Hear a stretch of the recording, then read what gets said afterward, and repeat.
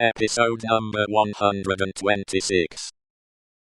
You are good enough to say so, as a fashion of speech, but I don't mean any fashion of speech. Indeed, when I say I wish we might be friends, I scarcely mean quite that, either.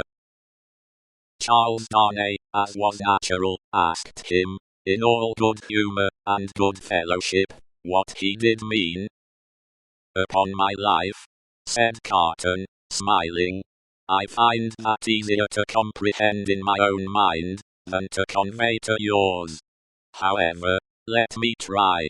You remember a certain famous occasion when I was more drunk than usual? I remember a certain famous occasion when you forced me to confess that you had been drinking. I remember it too. The curse of those occasions is heavy upon me, for I always remember them. I hope it may be taken into account one day, when all days are at an end for me. Don't be alarmed. I am not going to preach. I am not at all alarmed. Earnestness in you is anything but alarming to me. Ah, said Carton, with a careless wave of his hand, as if he waved that away.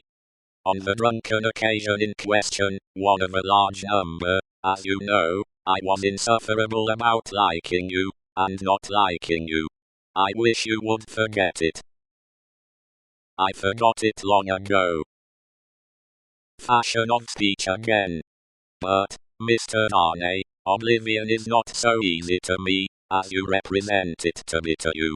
I have by no means forgotten it, and a light answer does not help me to forget it.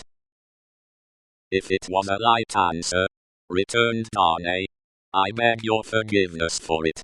I had no other object than to turn a slight thing, which, to my surprise, seems to trouble you too much, aside. I declare to you, on the faith of a gentleman, that I have long dismissed it from my mind. Good heaven, what was there to dismiss? Have I had nothing more important to remember, in the great service you rendered me that day? As to the great service, said Carton, I am bound to avow to you, when you speak of it in that way, that it was mere professional claptrap. I don't know that I cared what became of you, when I rendered it, mind. I say when I rendered it. I am speaking of the past. You make light of the obligation, returned Darnay, but I will not quarrel with your light answer. Genuine truth, Mr. Darnay, trust me. I have gone aside from my purpose. I was speaking about our being friends. Now, you know me. You know I am incapable of all the higher and better flights of men. If you doubt it, ask Stryver, and he'll tell you so. I prefer to form my own opinion, without the aid of his. Well, at any rate you know me as a dissolute dog, who has never done any good, and never will. I don't know that you never will not. But I do, and you must take my word for it.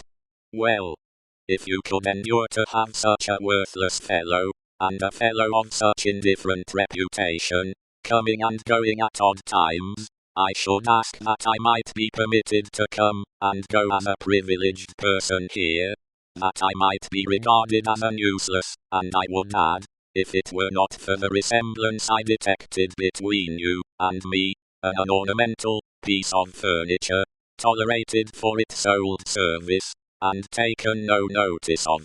I doubt if I should abuse the permission. It is 100 to 1, if I should avail myself of it 4 times in a year.